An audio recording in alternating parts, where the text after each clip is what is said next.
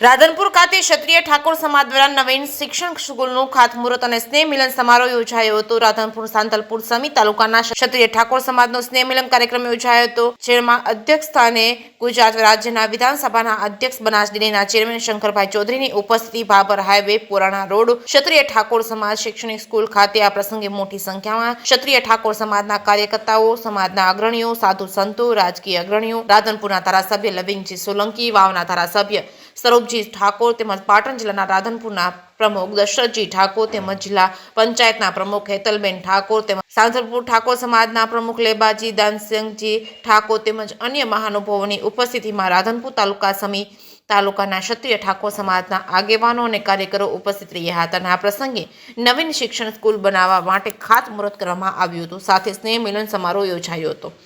જે કેસરી ગુજરાતી સાથે મનુ ઠક્કર, રાધનપુર। આજે રાધનપુર મુકામે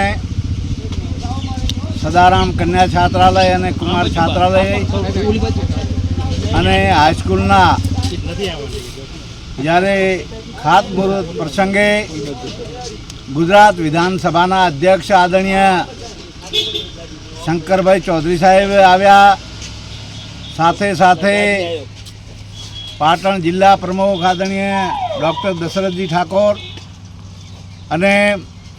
સંતો પણ પધારીને દોલતરામ બાપુ, દાસ બાપુ ટોટાણા ધામ, બહુચરાજીથી રામદાસ બાપુ, રતનદાસ બાપુ, આ સંતોની હાજરીમાં આજે એ શક્તિ વિદ્યાલયના એ મકાનનું